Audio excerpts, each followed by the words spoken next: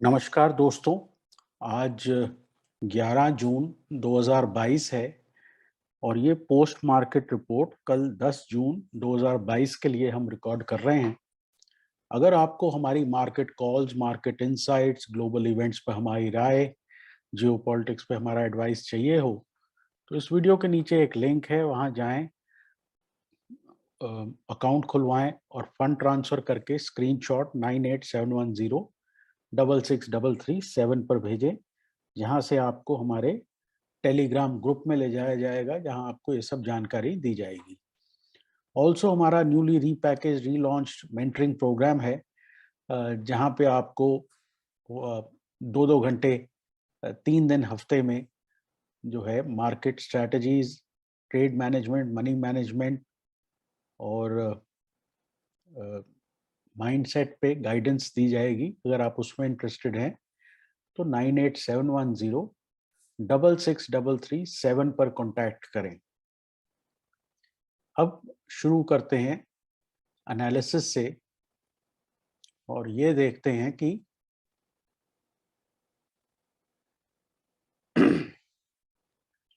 कल जो है S&P 500 में क्या हुआ है।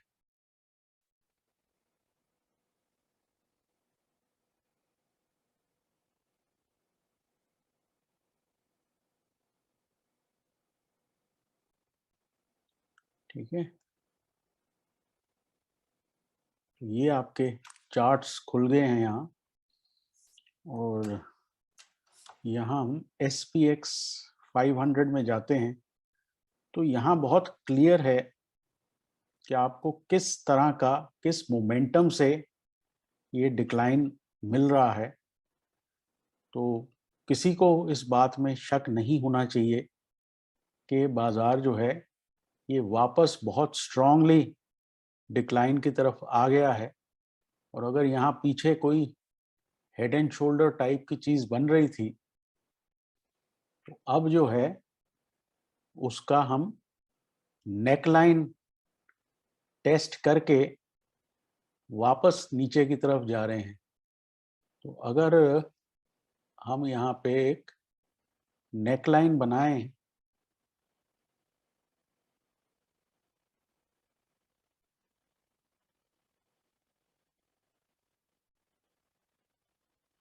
इस तरह से, इसको मैं थोड़ा और, तो ये एक नेकलाइन बनती है इस हेड एंड शोल्डर की।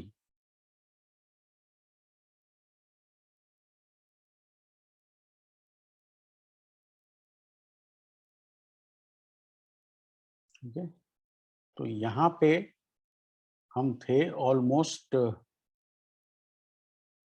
कुछ 4200 के लेवल पर। ये जो है ये 4800 तक गया है, 4800 तक। तो 48 माइनस 42 जो है वो होता है 36। तो इस डिक्लाइन का मिनिमम टारगेट जो है 3600 तक आता है। वहीं हम दूसरी तरफ देखें,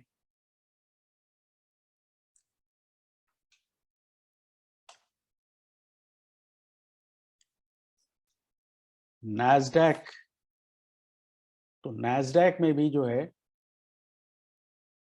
बहुत स्ट्रॉन्ग डिक्लाइंस देखने को मिले हैं। और यहाँ भी आप देखें, गैप्स के साथ मार्केट कोलैप्स हो रहा है।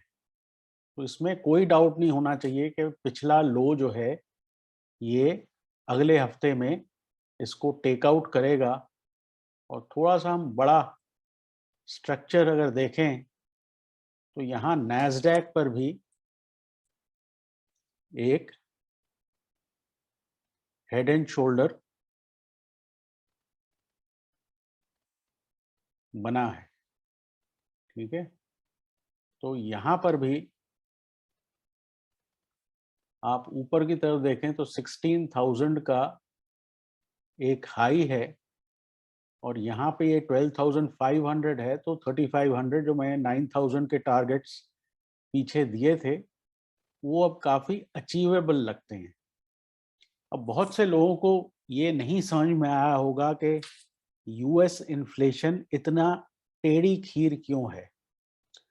तो इसके लिए ज़रूरी है कि हम थोड़ा सा पीछे जाएं और कोविड टाइम में देखें कि यूएस ने किस टाइप का स्टिमुलस बाजारों में डाला था। यूएस फेड की बैलेंस शीट 9 ट्रिलियन डॉलर्स की हो गई है। तो अब होता क्या है कि भले ही इंटरेस्ट रेट हाइक्स उन्होंने शुरू कर दिए हैं, लेकिन जो पैसा ऑलरेडी सिस्टम में है वो कंटिन्यूअसली इन्फ्लेशन क्रिएट करता जा रहा है।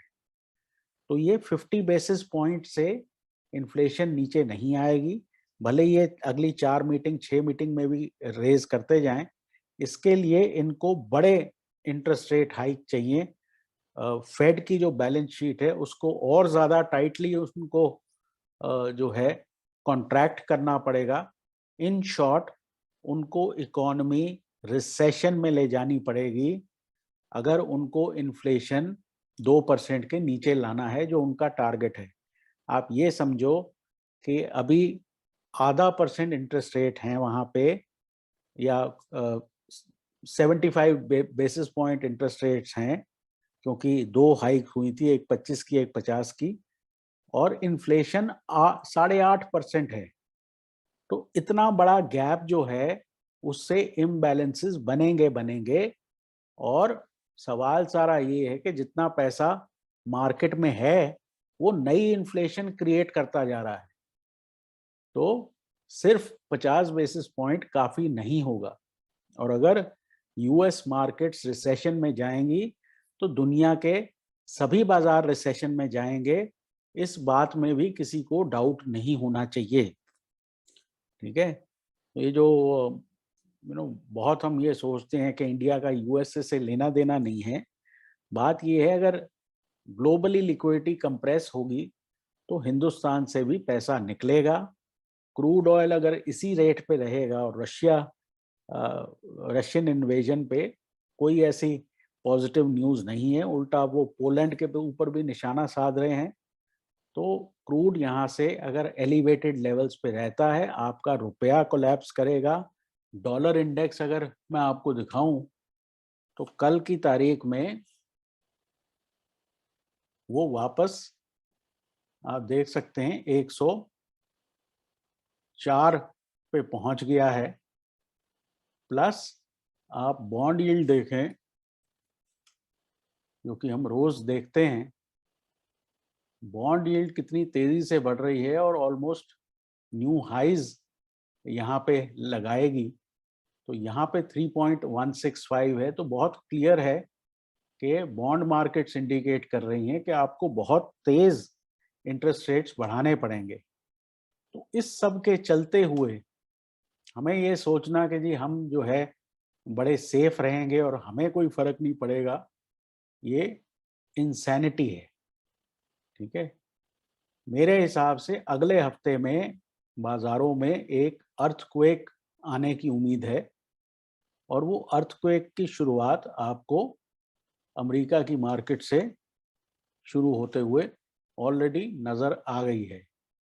तो किसी भी हालत में इस मार्केट में बाइंग ना करें। आप ये देख रहे हैं, ये वीकली चार्ट है S&P 500 का, और इस हफ्ते में पिछले 3 हफ्ते के गेन्स जो हैं यूएस मार्केट ने निकाल दिए हैं। तो काफ़ी तेज़ यहाँ पे डिक्लाइंस आएंगे, और ये 3600 पे आपकी 200 वीक मूविंग एवरेज ऑलरेडी खड़ी है। तो 100 पॉइंट करके अगर रोज़ अमेरिका के बाजार गिरेंगे तो बहुत जल्दी हम यहाँ तक पहुँच जाएंगे। निफ्टी की बात करें तो निफ्टी में भी ये 3 वीक रैली थी, जो कि अब समाप्त हो रही है, और हमारे यहाँ भी डिक्लाइन की पेस काफ़ी बढ़ सकती है। बैंक निफ्टी में भी रैलीज खत्म हो गई है, लोअर हाइज बने हैं।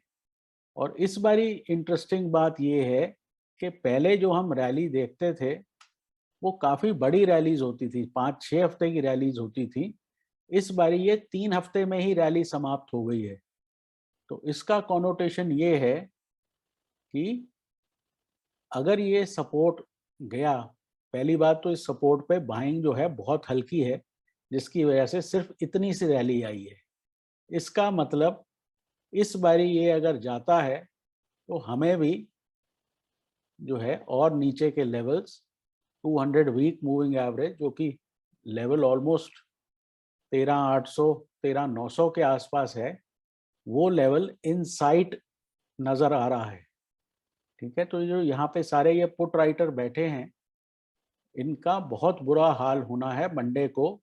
और अगला हफ्ता जो है ग्लोबल मार्केट्स के लिए एक डिजास्ट्रस हफ्ता रहेगा। इस तरह की बातें बोलना अजीब लगता है, लेकिन मैं वो बोल रहा हूं जो सामने साफ चार्ट पे नजर आ रहा है। थोड़ा सा हम ओआई पे अगर नजर डालें,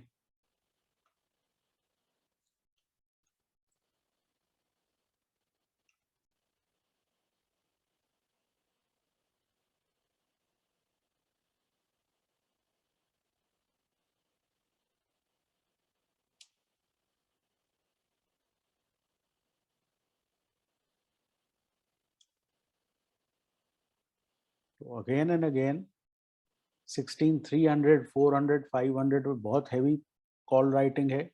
16,400 पे भी डिसेंट कॉल राइटिंग। अब यहाँ पे ये देखें 16,200 पे पुट राइटर खड़ा है, 16,000 पे बहुत हैवी पुट राइटर है। तो ये दोनों पुट राइटर बहुत परेशानी में आने वाले हैं, क्योंकि अगर हम ये चेंज इन ओआई देखें तो फ्राइडे को बहुत ज़्यादा पुट राइटिंग ऐड नहीं हुई, और जो हुई है वो 16,000 के आसपास हुई है।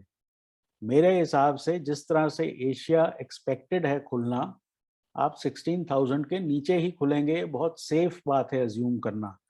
लोग ये सोचते हैं भाई बहुत करेक्शन आ गई, पुल बैक आ जाएगा, लेकिन पुल बैक जनरेट कैसे होगा?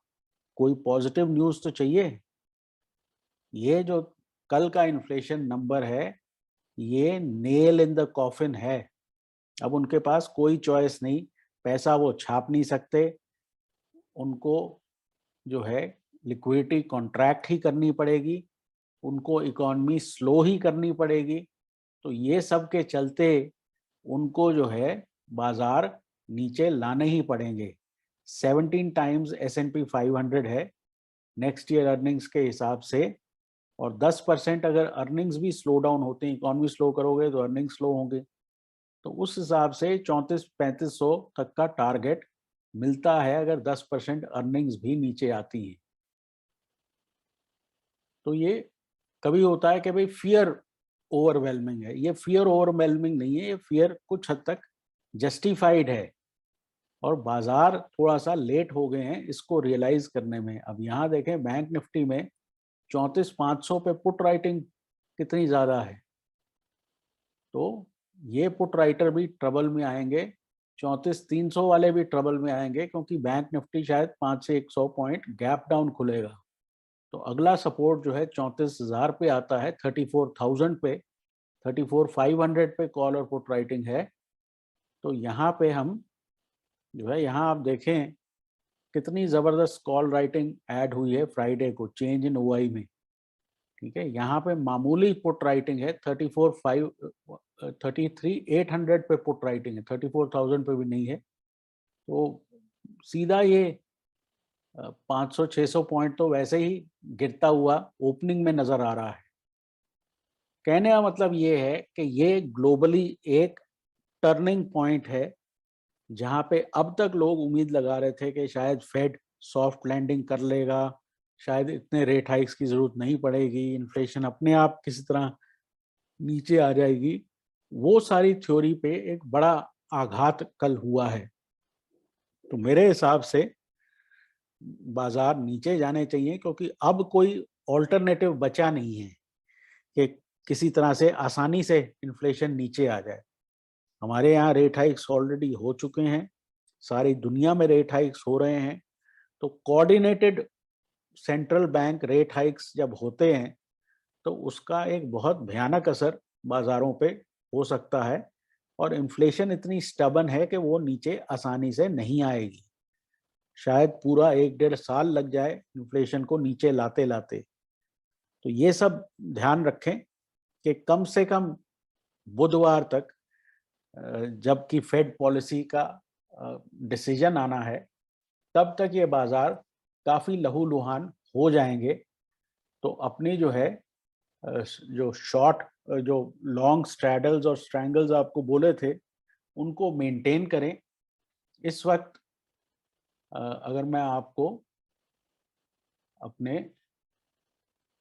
5 पैसा प्लेटफॉर्म पे लेके चलूं, तो निफ्टी में जो हमने स्ट्रैंगल सजेस्ट किया था 16,000 पुट और 16,000 कॉल का, अगर फ्राइडे क्लोजिंग देखें तो यहाँ पे ये कुछ 130 रुपीज में टोटल स्ट्रैंगल आता है। तो इसमें अगर आप दोनों लेग्स मेंटेन करें तो मंडे को सुबह सुबह बहुत अच्छे चांसेस हैं कि ये डबल हो जाएगा वैल्यू में। तो अगर डबल हो जाता है तो उस टाइम पे आपको अपना प्रॉफिट बुक करना चाहिए। ये बहुत इजी प्लेटफॉर्म है, और अगर हम इसमें वो डालें कि किस तरह से हमें निफ्टी की कॉल और पुट इसमें ऐड करनी है, तो 16,400 का भी मैंने स्ट्रैडल सजेस्ट किया था। 16,400 का आप ऐड टू वॉच लिस्ट, और 16,400 का कॉल आप ऐड करना चाहते हैं तो ये भी ऐड टू वॉच लिस्ट यहाँ पे हो सकता है। तो 16,400 का जो कॉल है वो है 72 का, और 16,400 का जो पुट है वो है इन द मनी, तो वो 269 का है। तो अगर आपने क्लोजिंग में जाते जाते इसमें पोजीशन बनाई हो तो 269 प्लस 70 आपको 340 का पड़ता है। तो जैसा कि 16,000 के आसपास आप खुलने वाले हैं, तो चांसेस आर कि यहाँ भी आपको बहुत बढ़िया गेन मिलेगा, क्योंकि ये जो इन द मनी पुट है ये ऑलमोस्ट आपकी 400 रुपये पहुँच जाएगी, और जो इन द मनी ये आउट ऑफ मनी कॉल है 16,400 की, वहाँ पे आपको मामूली 25-30 रुपये का घाटा होगा। तो ओवरऑल आपको बहुत बढ़िया इसमें अपसाइड मिल जाएगी।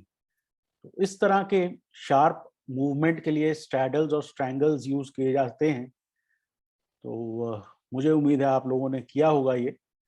फिलहाल के लिए इतना ही।